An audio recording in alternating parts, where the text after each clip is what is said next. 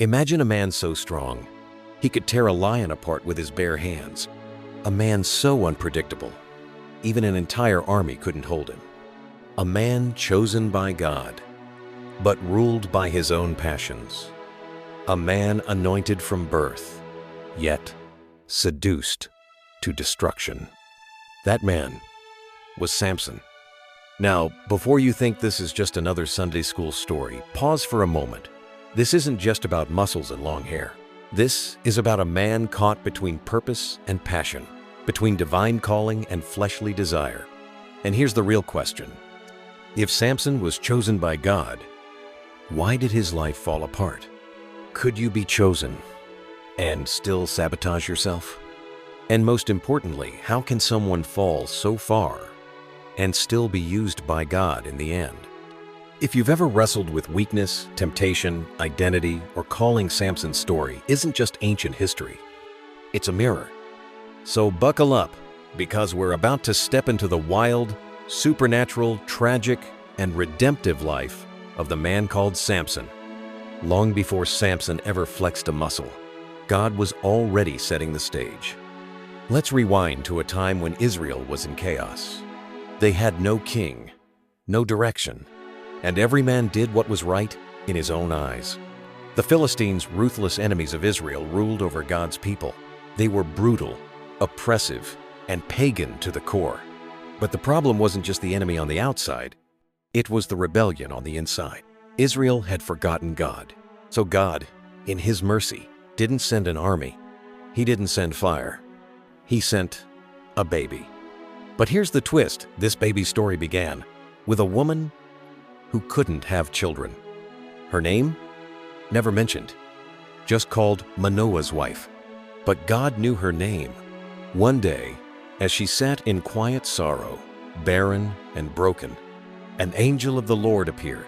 Not just any angel. Many scholars believe this was a pre-incarnate appearance of Jesus himself, a Christophany. The angel said, "You will conceive and give birth to a son, but no razor shall touch his head, for he will be a Nazirite from the womb." Now, pause. A Nazirite wasn't just a vow, it was a lifestyle of radical consecration. No wine, no touching dead things, no cutting hair. Why? Because this boy wasn't just going to be strong, he was going to be set apart. From the womb, marked. From birth, chosen. Before he ever drew breath, God said, "This one is mine." And let me ask you something. What if you've been marked by God long before you knew it? What if there's been a battle over your destiny since before you were born? Samson wasn't just born to live. He was born to break chains. From the moment Samson took his first breath, he was different. He wasn't like the other boys in town. He didn't play with dead bugs. He crushed rocks in his hands. He didn't wrestle the other kids. He threw them like feathers without meaning to. People whispered. His parents watched with wide eyes. They knew this child was born under a prophecy and a mystery. And then something happened. Judges 13:25 says, "And the Spirit of the Lord began to stir him." Now hear me. This wasn't just goosebumps. This wasn't emotional worship music. This was the raw presence of Yahweh awakening inside a teenage boy. A divine fire stirring in his bones, a supernatural strength that no human hand could stop. But here's the problem. Samson's strength was unmatched, but so was his appetite for rebellion. One day, Samson walks into Timnah, a Philistine city, enemy territory, and he sees her. A Philistine woman, beautiful, exotic, forbidden. And he tells his parents, "I've seen a woman. Get her for me as a wife." No, please. No. Is this God's will? Just desire. Now pause right here. This is the first glimpse of Samson's Achilles heel. He followed his eyes more than God's voice. He was strong enough to kill 1,000 men, but not strong enough to say no to his own cravings. Sound familiar? Let's be honest, how many times have we seen ourselves in this? We feel called, gifted, chosen, but we keep chasing things that God never approved. And we wonder why we keep ending up in heartbreak. On the way to Timnah, something crazy happens. Samson is walking through a vineyard, a place he shouldn't even be as a Nazirite, and suddenly a young lion charges at him. And with zero hesitation, he rips the lion apart with his bare hands. He doesn't tell his parents. He doesn't build an altar. He just moves on. But later, when he walks by the same spot again, something strange is inside the lion's carcass. A swarm of bees and honey. And what does he do? He scoops it out with his hands and eats it. Now, hold up. A Nazirite vow strictly forbids touching anything dead. But Samson, he's already compromising. He's playing games with his calling. And here's where it gets deep. The very thing he killed in secret became the source of a sweet temptation. Isn't that how the enemy works? What you should have left behind becomes something you start feeding on. At his wedding feast, yes, to the same Philistine woman, Samson throws a party. And at the party, he gives the guests a riddle. Out of the eater, something to eat. Out of the strong, something sweet. It was about the lion and the honey, but it was also about himself. Samson had the strength and the sweetness, the power and the pride. When the Philistines can't solve the riddle, they threaten his wife. She cries. She manipulates him. And he tells her the answer. She tells the Philistines. They win. And Samson loses his mind. He kills 30 men just to pay his gambling debt. That's not just vengeance. That's a man whose rage now rules him. You'd think the story ends there, but nope. When Samson returns to get his wife, guess what? Her father gave her to another man. So what does Samson do? He catches 300 foxes, ties their tails together in pairs, lights torches between them, and sends them running through the Philistine grain fields.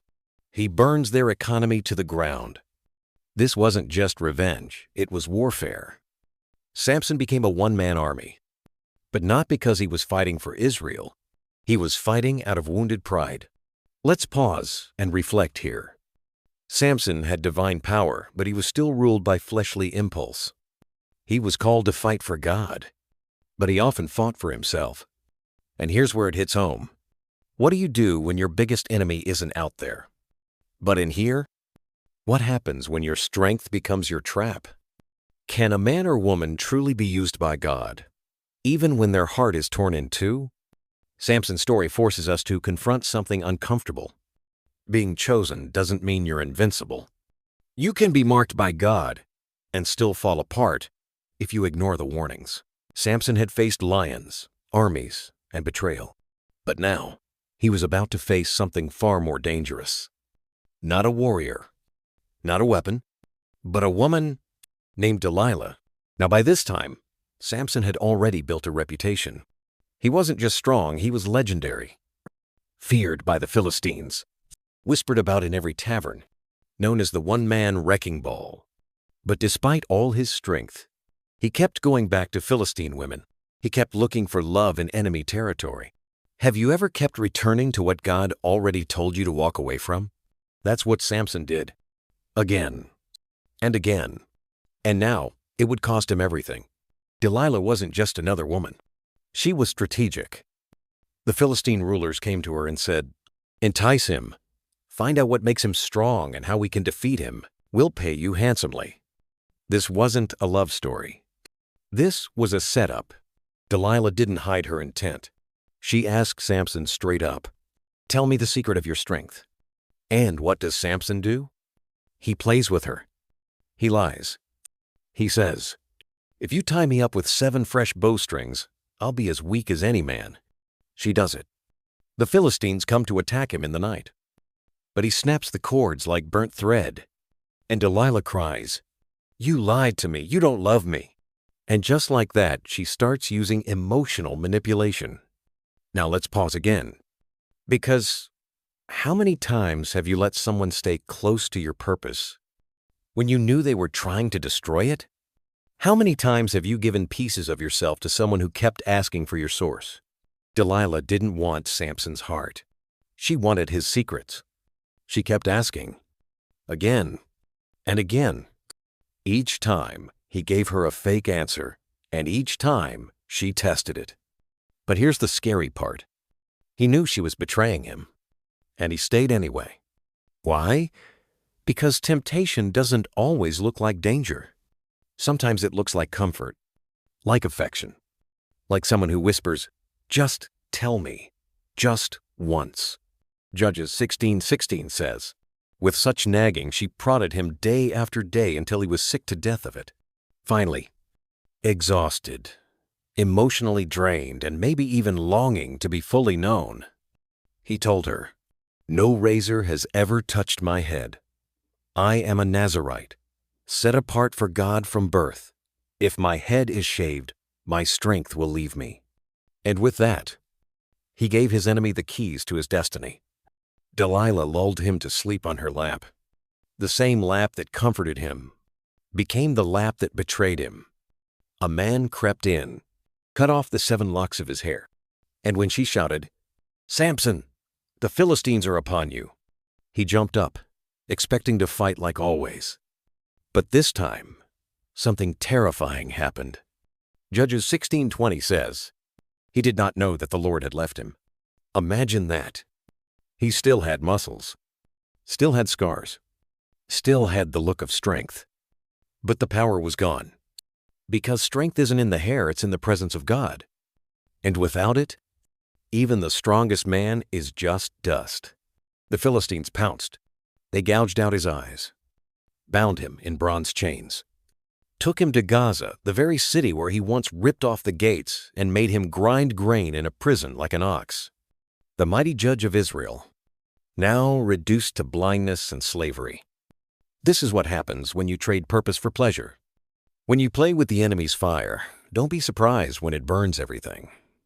Just when it seems like the story ends in tragedy, a tiny verse slips in. But the hair on his head began to grow again. Judges 16:22. Wait, what? Is God not done?